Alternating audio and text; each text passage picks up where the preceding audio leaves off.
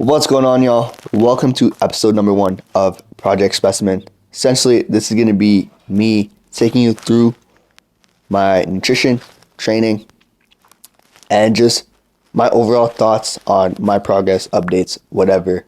Going through as I end this bulk and then heading into the mini cut. We're going to document the entire thing so you guys can see what the fuck is actually going on. So we're going to start off by showing you guys what I'm going to be eating.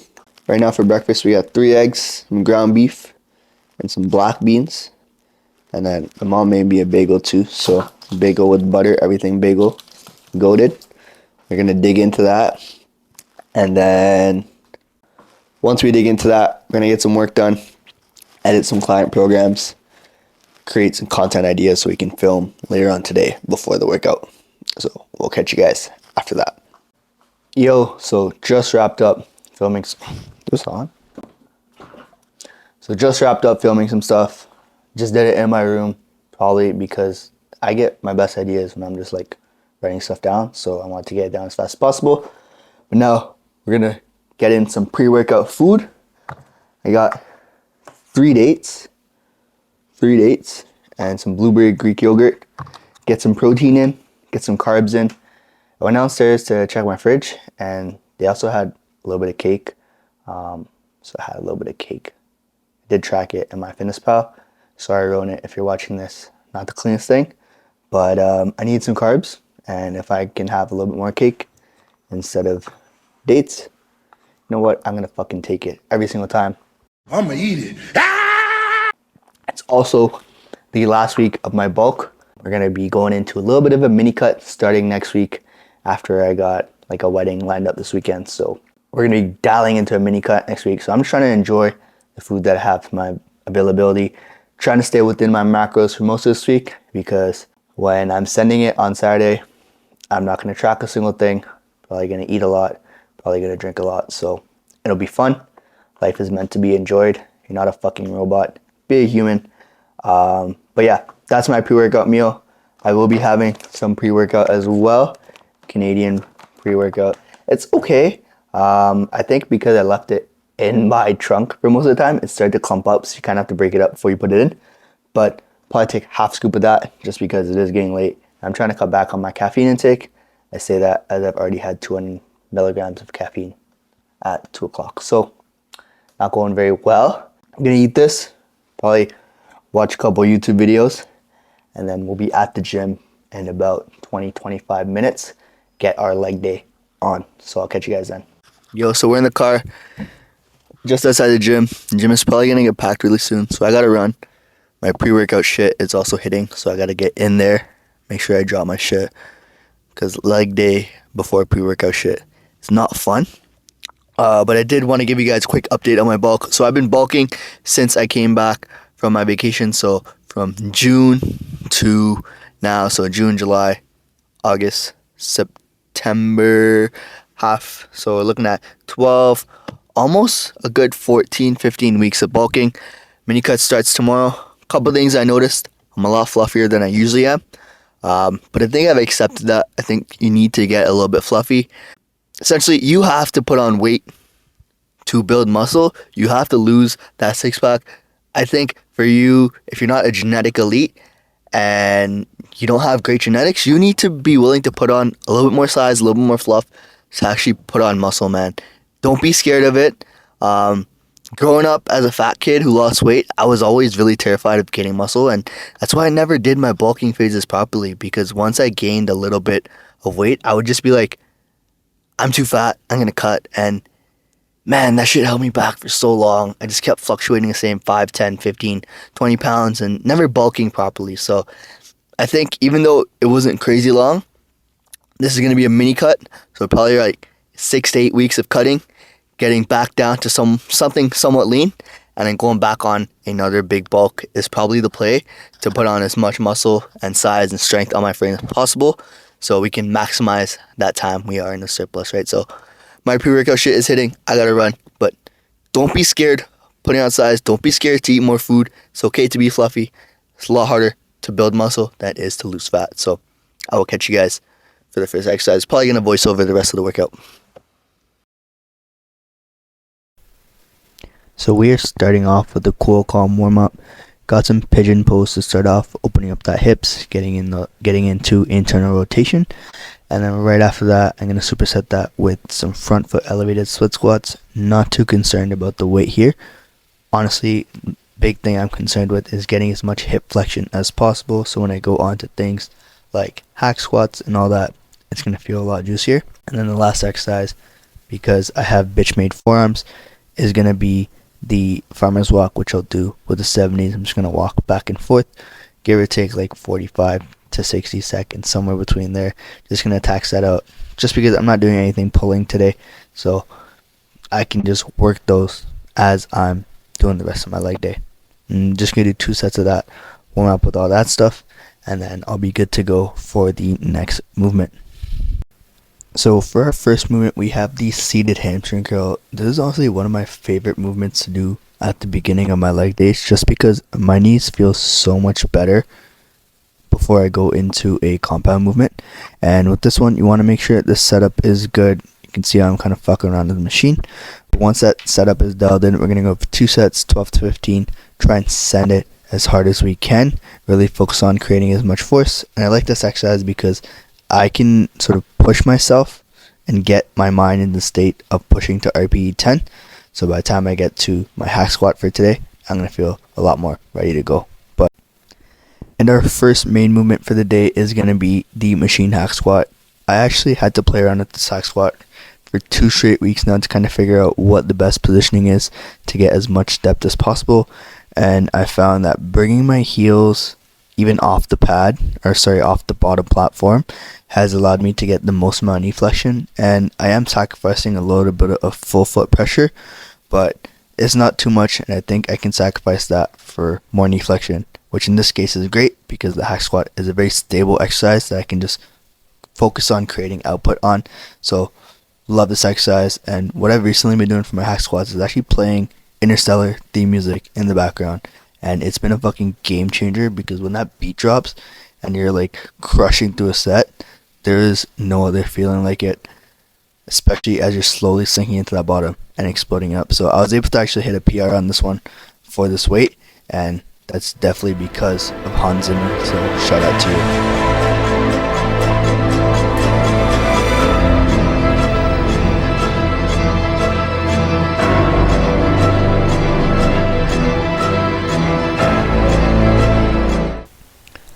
So after our 2 sets of hack squats, we got 2 sets of B-Stance RDLs, which is a new exercise in the block.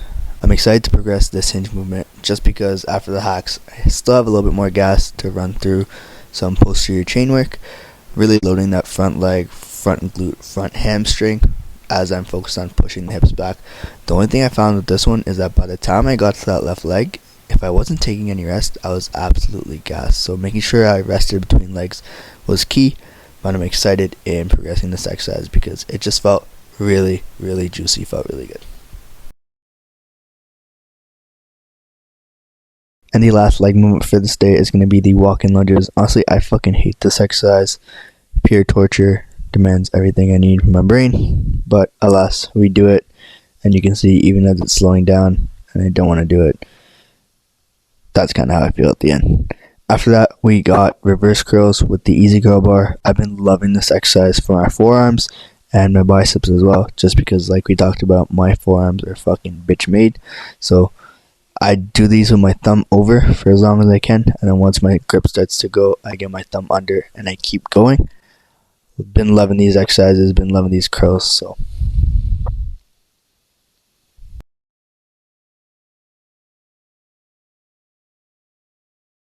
And then we started running out of time, so popped over to the low cable curl, took that to failure, did as many as I could, and then set it up for the X extension and just popped that to failure as well. Did a low dropset on that just to get a little bit more volume because I was supposed to do 2 sets. I only ended up doing this one. So great way if you're on time is to add supersets and drop sets to just drive a bit more volume, get a bit more fatigue, and get the fuck out of there. And just as I was leaving the gym, see my boy Nathan banging some leg extensions. So just had to show him what real failure and real training what their quads looks like, and we actually just sent it. He was ready to give out a lot earlier there, but a little bit of yelling, a little bit of motivation, a little bit of telling him to stop being a bitch, getting back on, and this is a lot of fun. So sometimes you gotta make your boys train hard, gotta do what you gotta do, and that's how we're out here working hard.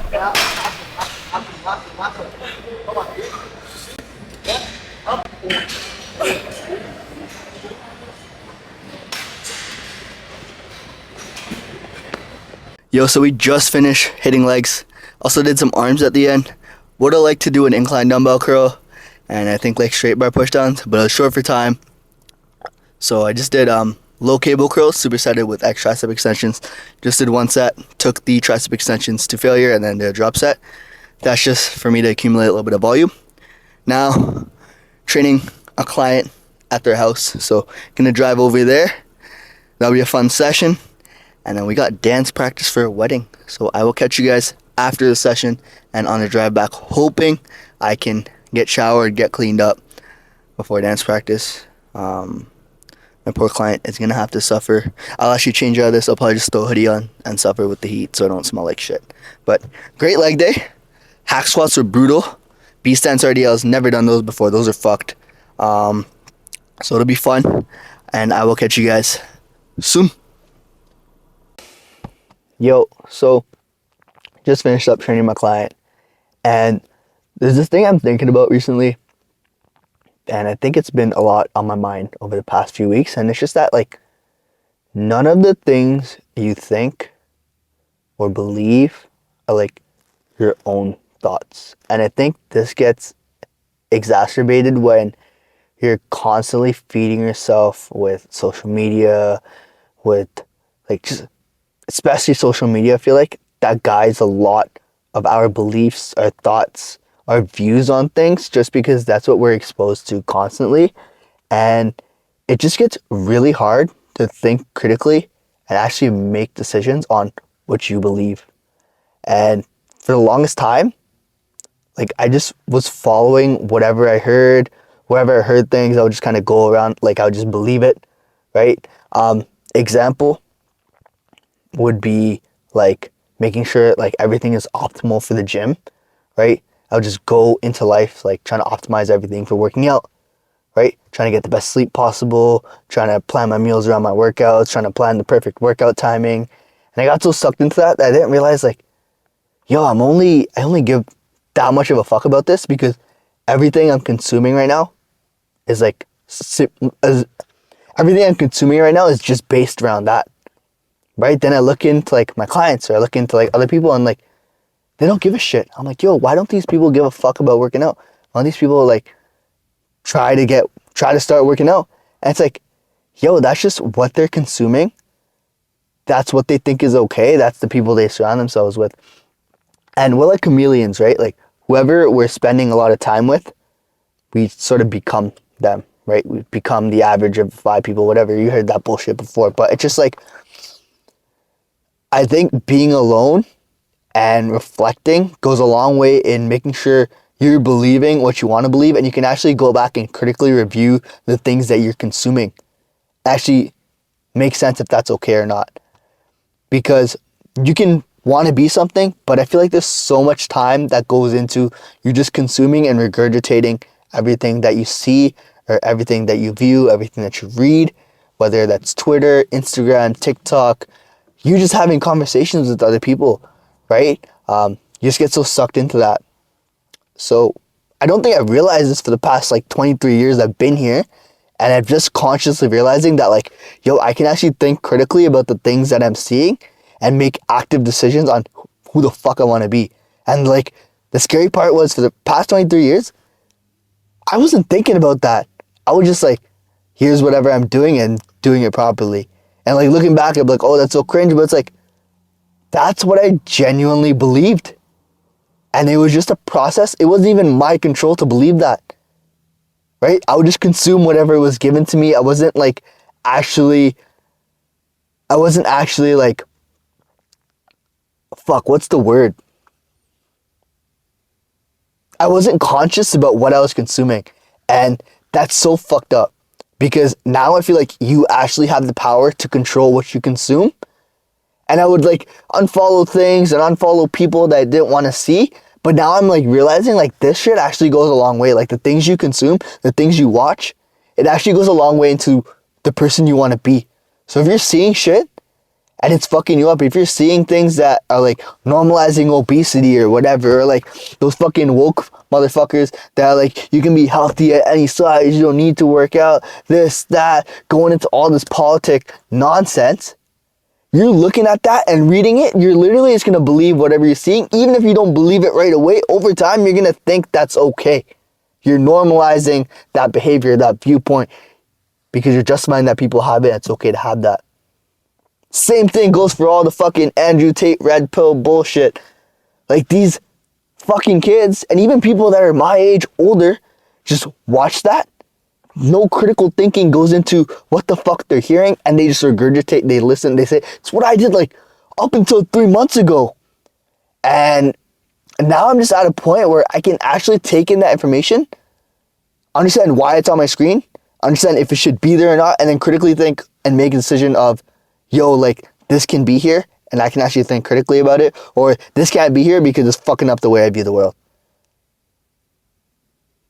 But essentially, there's so much power that goes into like you critically thinking. You need to fucking wake up. When people say like wake up from the matrix, I think that's what it means. And it's like, if you just get caught up in whatever, they're just gonna feed you whatever. And they is like, I don't know who the fuck they is, but like, you're just gonna believe whatever. You're just gonna be drifting. There's no direction. You need to have focus. You need to have clarity. You need to have direction on who you are, the type of person you want to be, so you can actually build something. Because otherwise, you're just going to get fucking stuck following shit you don't even want to follow, doing shit you don't even want to do. And it's going to feel great when you're around people that want to do it. But then once you go home and you're by yourself, you're like, fuck, do I even need this? And that's when it's going to hit. That's when you're going to realize you weren't happy. That's when you realize you're just doing shit because you fucking, just for the sake of doing things. So, long ass rant. But essentially, like, wake up, become conscious who you are, what you believe, what you value. Take your time to like sit down and actually write out what you want to do with your life, what your goals are, what makes you happy. And then think about like why those things make you happy, where those things are coming from. Right? If you're like, yo, I want a nice car with a nice house, like why? Is it because you saw that on Instagram? Is it because your friend was talking about it and that's what makes him happy? Like identify where these things are coming from. And then you can place value on, oh shit, I actually like want that in my life. Where it's like, if you're talking to your girl and she's like, yo, I want this house, I want like 5 kids or whatever. And it's like, you have that vision. It's like, oh yeah, that came from my girlfriend. So that's probably a valid source. Whereas if you're like, yo, I want to smoke cigars, I want to have this big Lamborghini, I want to have this many supercars. And you're like, yo, where is that coming from? And you're like, oh yeah, I saw that Andrew Tate video. Like, is that really a reliable source? Is that really where you want it to come from? Could be great. Not saying it's not. Right? But think critically. Do you actually want that, or do you just want that because that's what's shown to you? So just put a little bit more thought and consciousness into what you're consuming, why you're consuming it, and then think critically, which I don't think a lot of people know how to do. And that's how like not be an NPC. Hope that helped. I don't know what the fuck. I just turned on the camera and started going at it, but I'll catch you guys at home when I get some food. And last but not least, final poverty meal. I don't know what the calories are on this, but we'll have to check after I put it in. But essentially, you got some ground beef, got pasta. I just put salsa and like low-fat sour cream. It's actually a shit ton of sour cream, but pretty easy on the calories for the toppings. And then the main stuff is 180 grams of each. So should be good. We're gonna have to dig in really fast because we got dance practice soon. Probably won't vlog that, but I'm gonna eat this. Yo, so that was episode 1, Project Specimen. Run you guys through my training, full day of eating. I think we finished at 2850 calories, almost 2900 calories. Approaching the end of the bulk, right? So should be cutting by this time next week. Should be fun. Gonna be exciting because we are wrapping up the bulk. We're probably gonna go into a pretty steep aggressive deficit just because we have a lot of extra fluff, have a lot of extra energy, so it makes sense to do that. Yo, back from dance practice, wrapping up the evening. Calculated the calories. I think we're sitting at like 2850, 2900 calories, maybe even a tiny bit more. But that was my full day of eating, full leg day, full training. So that's fun. Hope you guys enjoyed. Hope you guys got some value. This time next week, we will be going into our cut. It's going to be a pretty aggressive cut just because we are wrapping up the bulk. So a lot of fat, a lot of glycogen available to us to have that sort of hard cut. And I've had that luxury because I've been able to consciously eat in a surplus, right? Not overdoing it. Put on a decent amount of muscle over the last like 14, 15 weeks. It'll be fun. Do this like 6, 7, maybe even 8 week mini cut. And then back on the surplus grind. At least until I'm thinking probably May. But that's like a good long-term view of what I want to do. Hope you guys enjoyed. Hope you guys got some value. Hope you guys enjoyed the autistic rants. But until next time, Coach Kegs, catch you in the next one.